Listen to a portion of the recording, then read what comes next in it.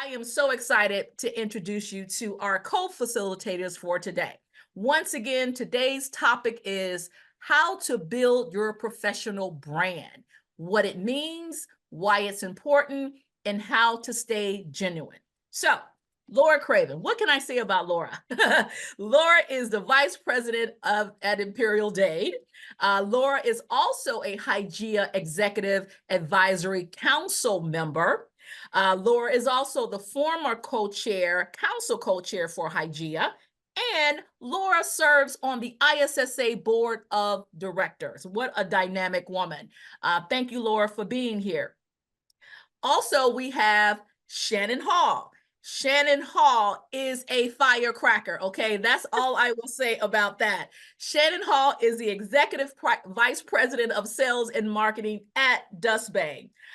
Shannon is also a Hygieia Council member, and Shannon co-chairs Hygieia's Networking Committee. So the Networking Committee is the group that puts on our networking and leadership conferences. So without further ado, I am going to turn it over to Shannon, who will give you the guidelines for today's session. Take it away, Shannon.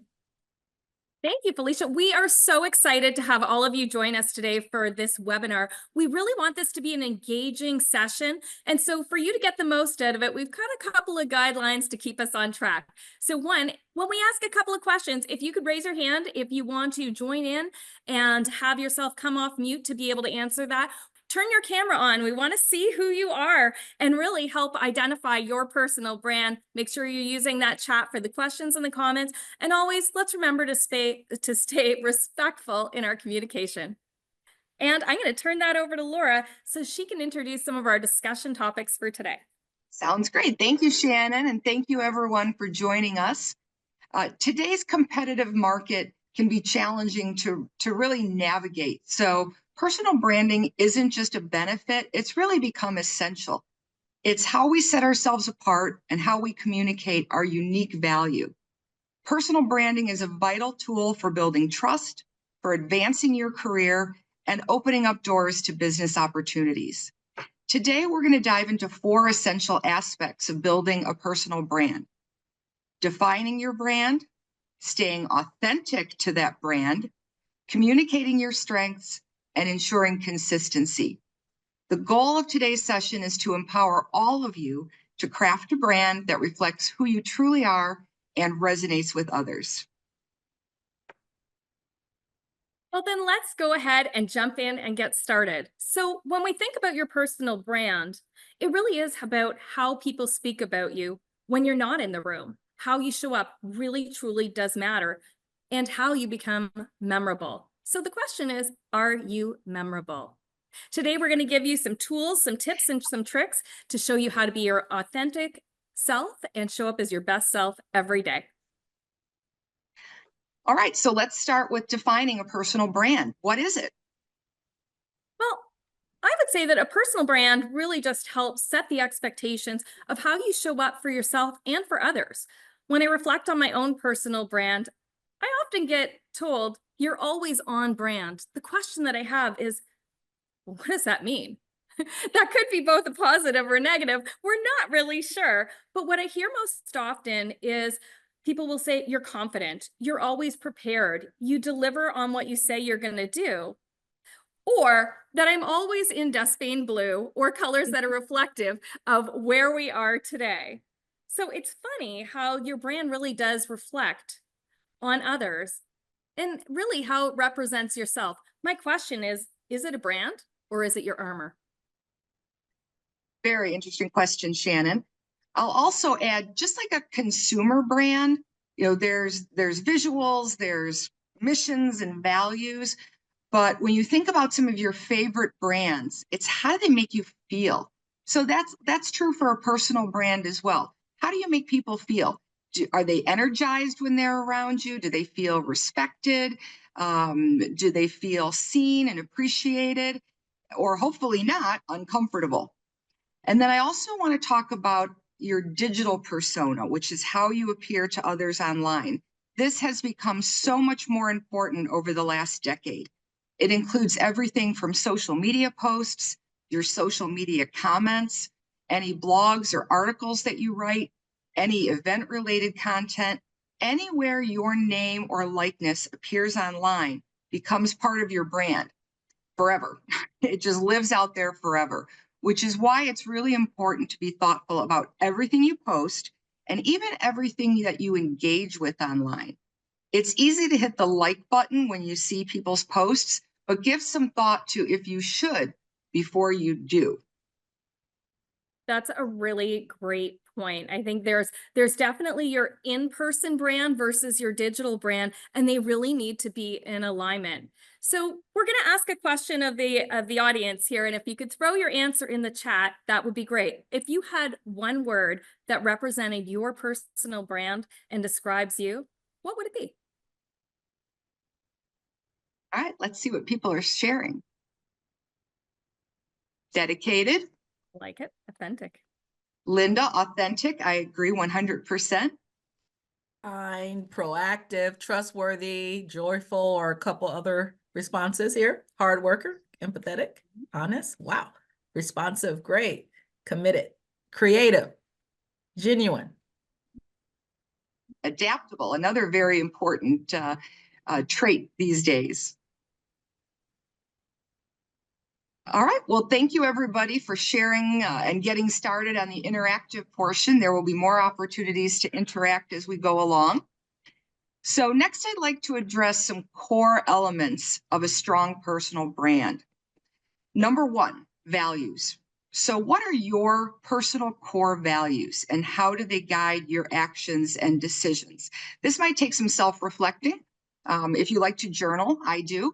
You might want to take a quiet moment with a cup of coffee and jot down what your core values are as they relate to your personal brand.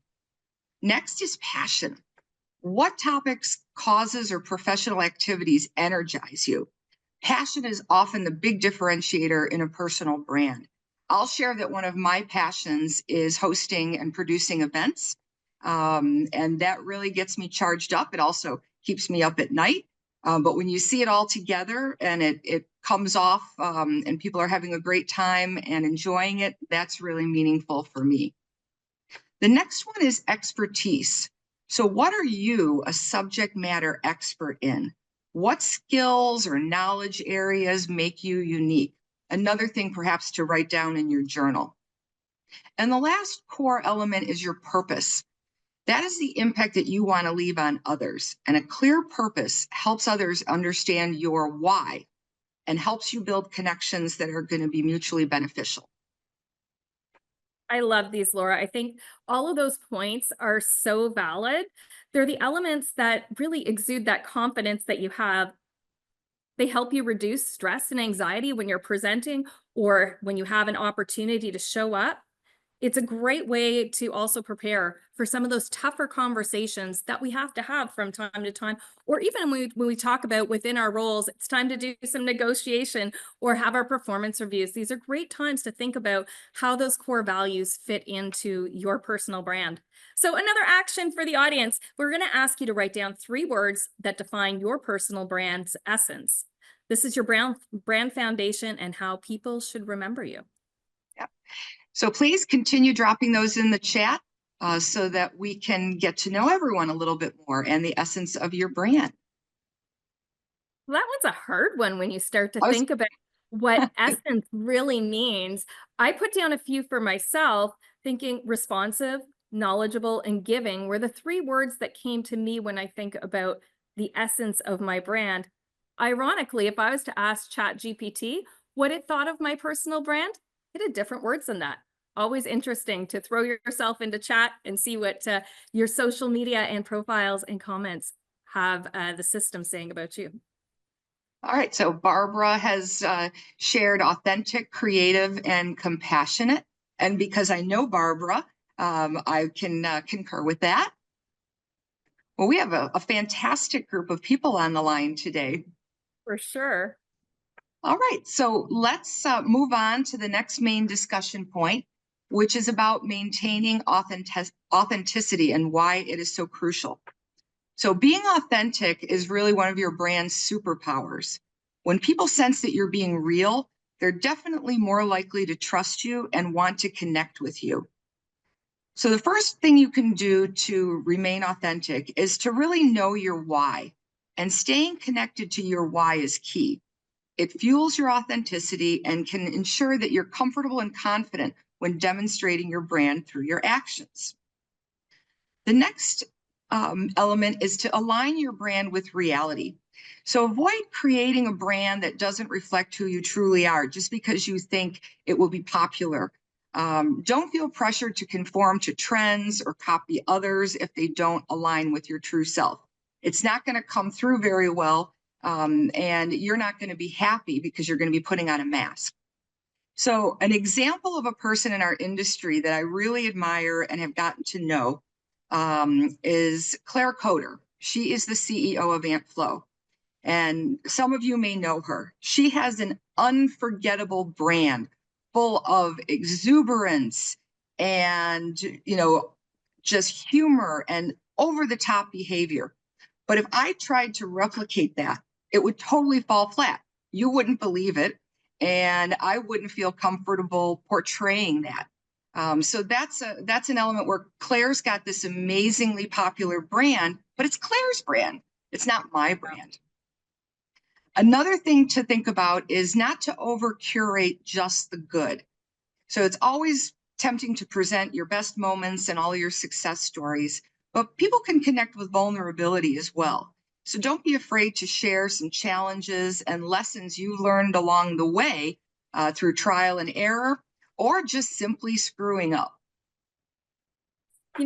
Laura, you bring up a really valid point on that. I think it's really hard for people to be able to be vulnerable, especially with their peers or their community, when they're so used to being prescribed as to how they show up and what they believe they need to show up as. But that being authentic is really, it needs to be consistent as it sets the tone for what people expect from you. So those interactions and the communication, your body language, all of that really truly does matter. And it stays true to helping you build and foster those deeper relationships. One thing that I would say is for myself, when I reflect on what people expect of me, I have a great story of I like to send out thank you cards, like you like to host parties and events. One of the things that I've always done is sent out successory cards to my team. I heard that this would never stick, that this is just something that she does, but it'll never be consistent. And it was in that moment, and here we are 10 years later, and my team waits for those cards to arrive, that I realized how important that consistency was and really setting that expectation. So for the audience, why don't we ask everyone to share a personal story or relatable example with being authentic and how it strengthened relationship or opened some new doors professionally. Yeah. So if you'd like to share, please raise your hand, and we'll keep an eye on the gallery here. And when we call on you, come off mute and share your story. Linda Silverman, I'm going to call on you. You are an industry legend, and you started off in the industry when there were very few females. Do you have a story that you can share about being an authentic female and how that either helped you maybe get a new customer in your family business or become a better leader? Oh boy, thanks, Laura. I'm trying to think. I think one of the things I learned was trying to create and set up a women's organization for ISSA. And I approached it in a board meeting and asked others to follow suit, and I was rejected. And they didn't think it was the time or place at the time. But what I realized was that I was being authentic, but I wasn't doing the work behind the scenes that you need to do so that you really curate your message and people really understand what the purpose is. And I realized that sometimes I was emotional about something that I believed strongly in, but I wasn't being probably quite as practical in doing the things that I needed to do to make it happen. And so, you know, we've done it again, and it's been years later, and it's worked much better. But I think that would be being willing to have a learning moment and realize what you did, and perhaps I didn't do it the way I should have done it. Thank you, Linda. Would anyone else like to share? This is interactive. This isn't just Shannon and I.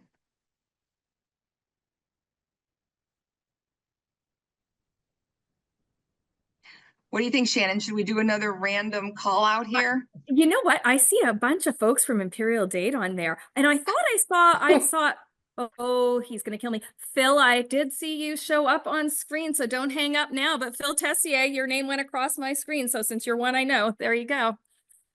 All right, let's hear from Phil. I mean, I can think of two ways in being authentic, and thanks, Shannon. I really appreciate that. I'm sure. One was with a client, and just kind of when I started on where I am now, I'd known him for several years and just kept showing up and being myself. And he knew who I was back then and continued to know who I was. And in time, we ended up just doing more and more business together. And it's been almost 8 years now that we've had the full contract with them. And it was just, you know, being authentic, being who I was and not trying to be someone else.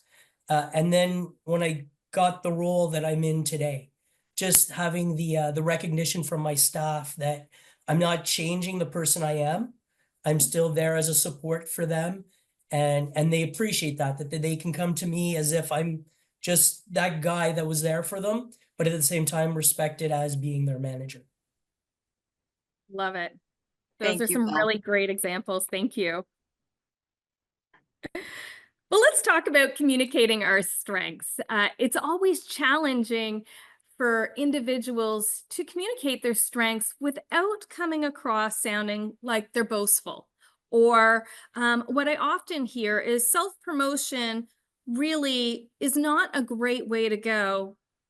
But the reality is we do need to do self-promotion. It is an essential part of building your brand. So making your value known to others isn't necessarily something that you should think about as being conceited or something that you can't communicate. It really does show a level of confidence and really what sets you apart from being different. So owning your own achievements is also one of those strengths that we need to do, especially as women. We tend to downplay our success.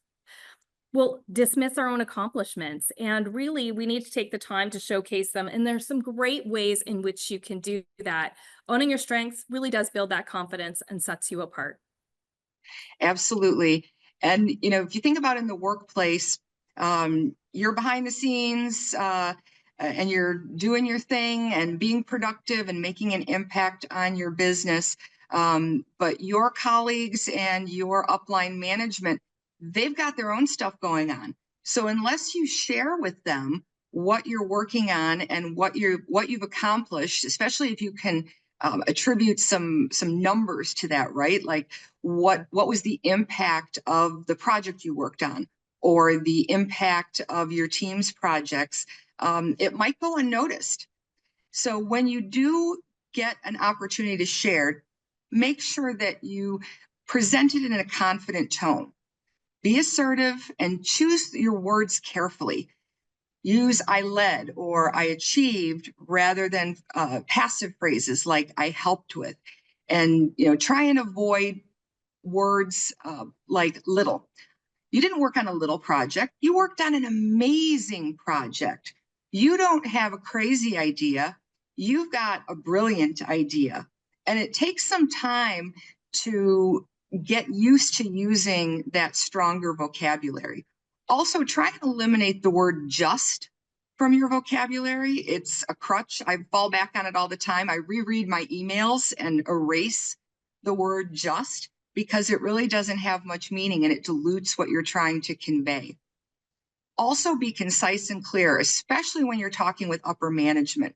They've got very limited time. They've got very limited mind share. So when you're describing your strengths and your accomplishments, be clear, highlight it, explain its value concisely, and make it memorable. And don't use 20 words when 12 will do. Yeah, absolutely. And it sure can feel awkward. When you start practicing how you reframe and reuse some of these words in talking about your own achievements, it really doesn't have to come across as conceited. It is really how you express yourself that matters, especially if you're looking for ways to get some of that recognition that we all deserve.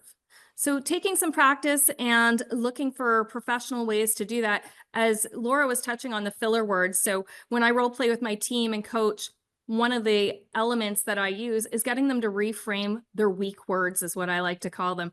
Things like might, maybe, and being a true Canadian, I'm sorry, is one of our crutches. We say it all the time. I reread my emails too, and I realize starting off with, I'm sorry.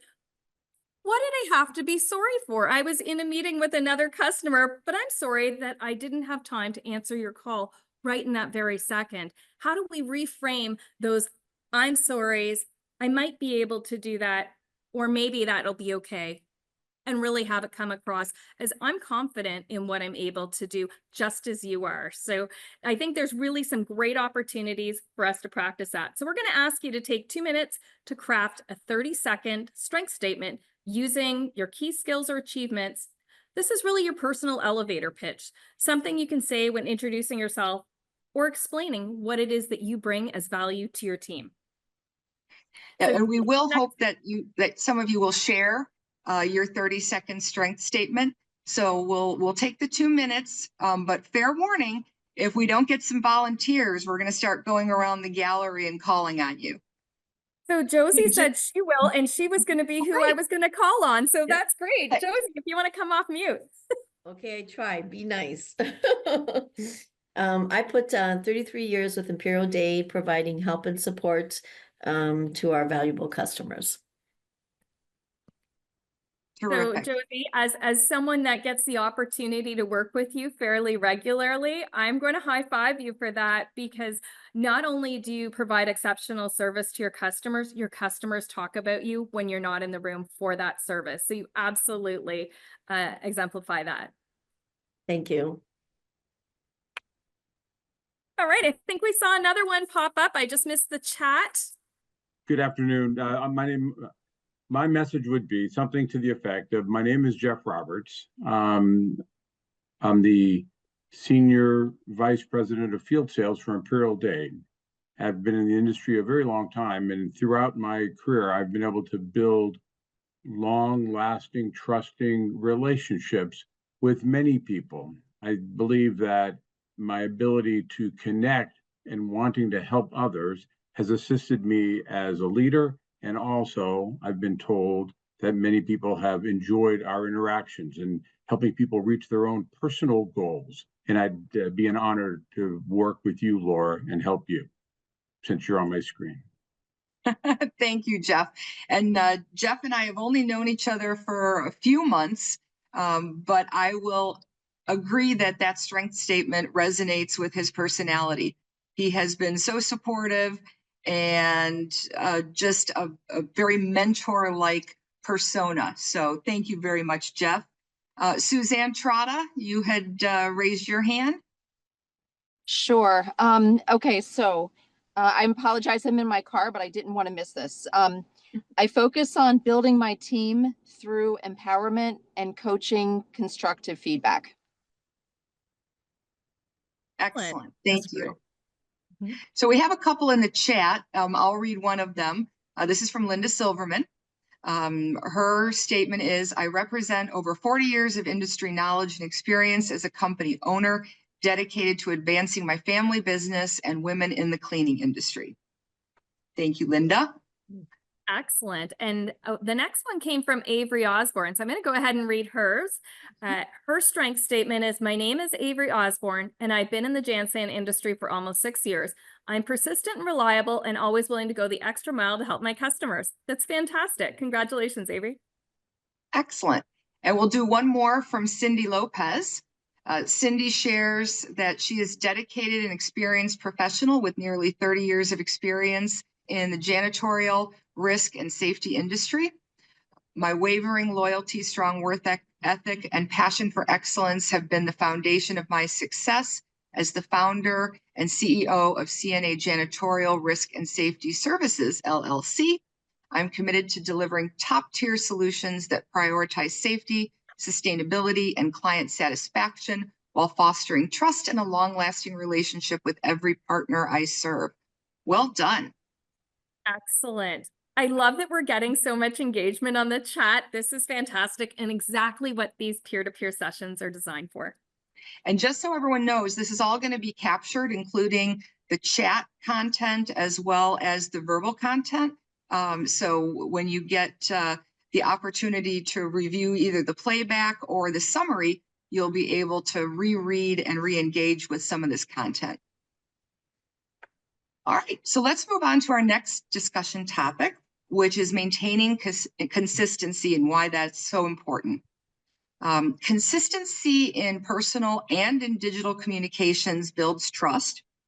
When people see a steady message delivered in a similar manner, the more secure they feel in understanding who you are and what to expect. People don't like surprises, right? So if you show up in the same way and you deal with your colleagues in the same fashion, that will build trust. It's also important to stick to those core values, the ones that I encouraged you to write down in your journal. Anchor your actions and messaging in your core values. They should shine through in everything that you do.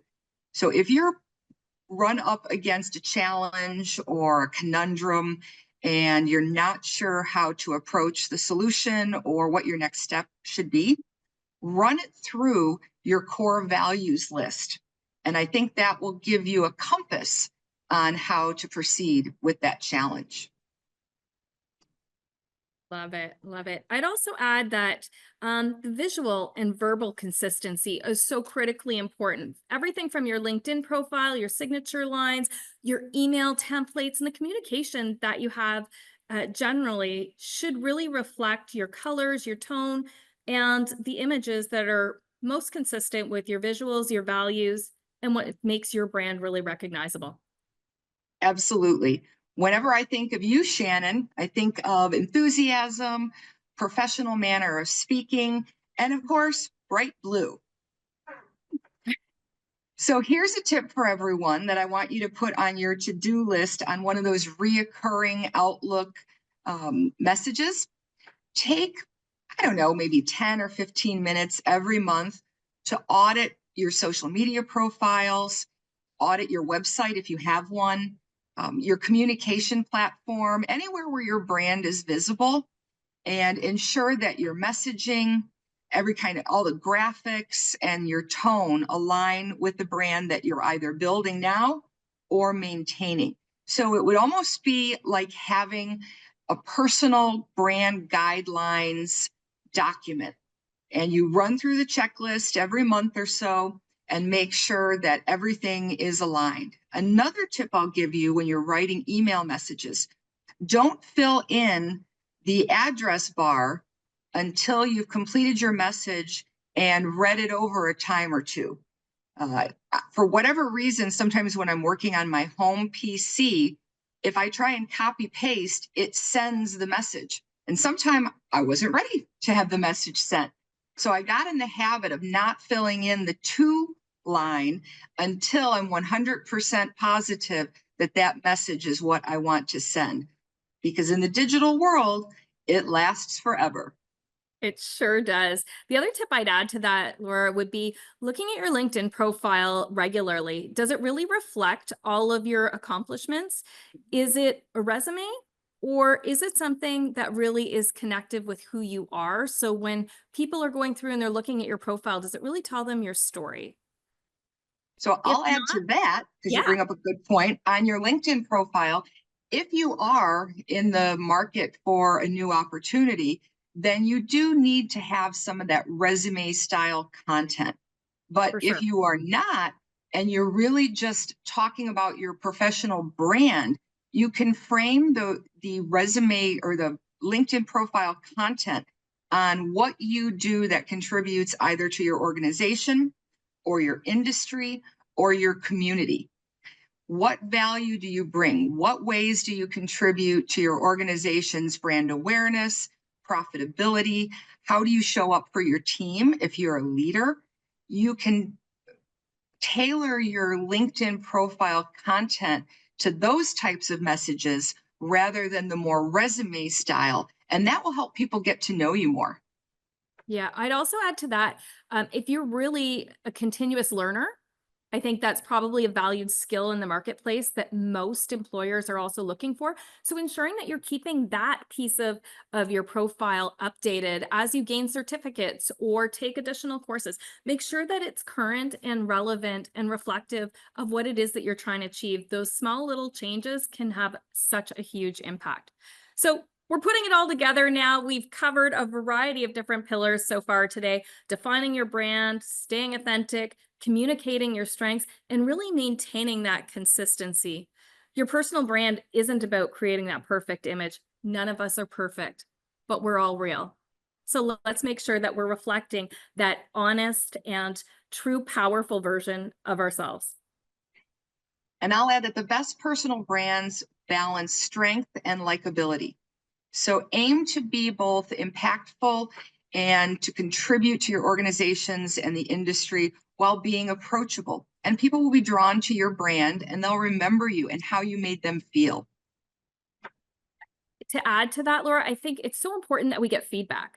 And too often we might think our personal brand is one thing and the market or individuals might think something else. So it's always good to have those trusted resources that you can connect with and ask for their opinion, ask for some feedback or elements that they feel you may want to change to really make sure that you are truly that authentic representation of your personal brand.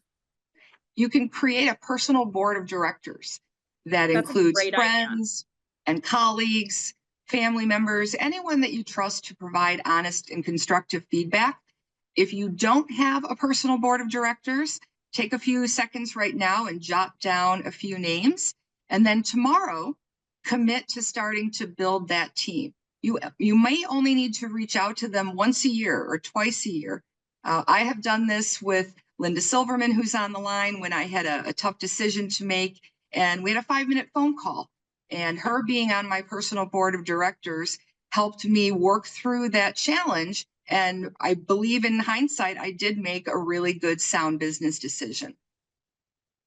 I love that. It's almost like that micro mentoring right in the moment. And often I think when we think about mentoring, that's something that we forget are those quick individual moments. They don't have to be a long drawn out session, but you can get so much value from connecting with like-minded individuals or peers that can give you some really solid advice.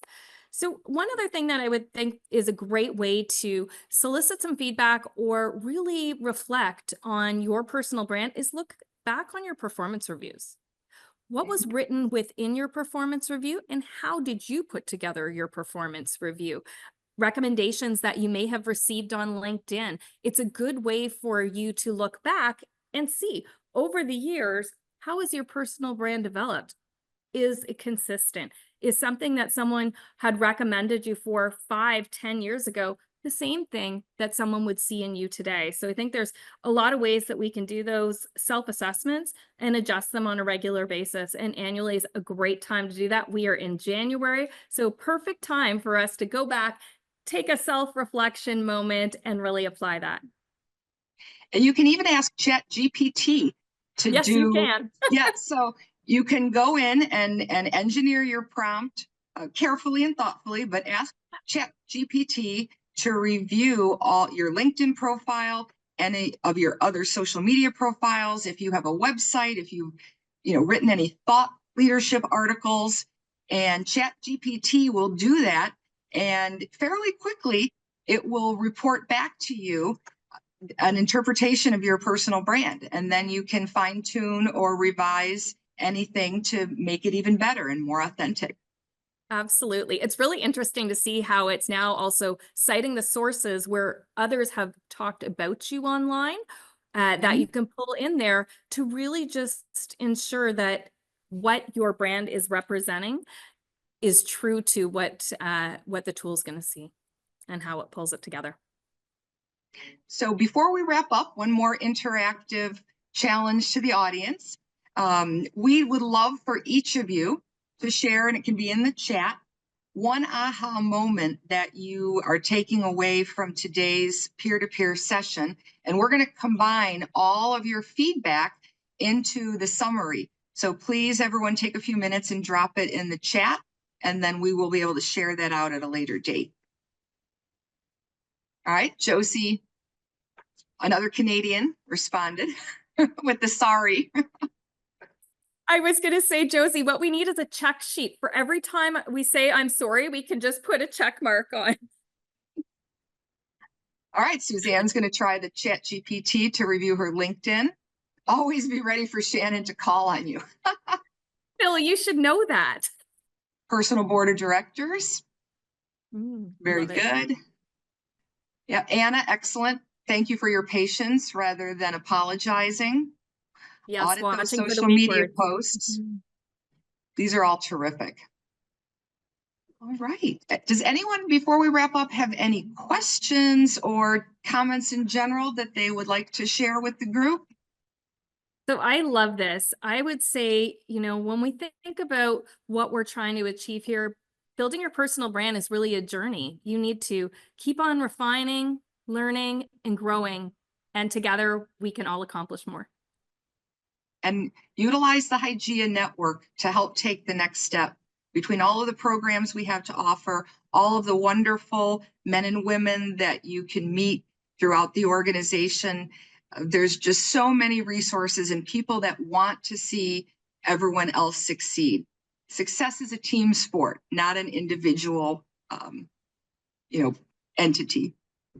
Absolutely. I believe we have some additional resources and tools that we were going to talk about that can help people find some different ways to think about their personal brand. Excellent. So one of my personal favorites, I'm a big believer in HBR articles. I absolutely love them. I love to share them. I love to read them. Being a lifelong learner, I think you always can get some really great nuggets to take away from that. So that's one that I leaned into quite frequently. But then one of my favorite authors is actually Donald Miller with Building a Story Brand. I love the clarity in the message. I also love the easy frameworks that are available to be able to use to really just simplify your message. Making sure that you're the guide helping your hero really fits with my own personal brand, so I can really get behind the Story Brand Network. I love the podcasts, the books, the training tools. There's a lot of really great resources in there. And I know, Laura, you've got some really fun ones here to share. I'm so disappointed that I put the Likeable Badass on Audible instead of purchasing the book, and I'm on I'm not buying from Amazon this month. So next month it's already sitting in my cart so that I get those great takeaways. So for those that work with me, they may know that I have what's called Laura's Book Club. And when I come across a great book, I like to get extra copies and gift them to either staff or colleagues. If I host a dinner that's around one of our events, people will often arrive and there will be a book on their chair. So here are a few from the last year. The first one is Likeable Badass by Alyssa Fragale. It is fun. It has action items that are broken out into small effort, medium effort, and high effort for all of her concepts. So it's just a really fun book. Another one is Everybody Writes by Ann Handley. This is a great resource for business writing. I also like to follow her on LinkedIn. She gives a bunch of great tips. And she, like I, is a fan and a devotee of the Oxford comma. Use it, people. Use the Oxford comma. And the last I like one. that change a sentence. In business, it's really important. It can, companies have been sued over the lack of a comma. And the last one is Executive Presence, which I have given to some of my staff members as well, especially the younger folks, with some great tips. So these are just a few. Again, if you'd like to be a member of Laura's book club and get recommendations, maybe I'll start posting that on my LinkedIn profile every month. but I'm always on the hunt for a great book. The one I'm listening to right now, because I am an Audible person, is the 5 a.m. Club. So I'll let everyone know how that ends if I like it and can recommend it. So far, I'm very intrigued. I laugh, Laura. We've got the same books on Audible. One of my favorite things to do is on Saturday morning, I take a picture of what book I have on the go, and then I post that on LinkedIn. And it's interesting to see the comments that come back from our network of shared thoughts on that book, or people that give us a new reading list. My table beside my bed is just stacked with books. I love it. So well, I will borrow that practice for you, so everyone can start to see what I'm reading. If they follow me on Instagram, they see what I'm cooking. So on LinkedIn, they can see what I'm reading. Excellent. And then there's some really great podcasts out there. You'd mentioned Positioning by April Denford as being one of your favorites. One of my favorites is the Mel Robbins, I can't speak today, podcast. I just find her to be so uplifting. So when I'm driving to go across, the country or across the province to go make some sales calls, then that's when I find that's a great time to be listening to those podcasts and taking some mental notes of other things I can apply. Terrific. And anyone, if you've got any recommendations to share with the group, again, drop them in the chat. That will all be captured for the summary.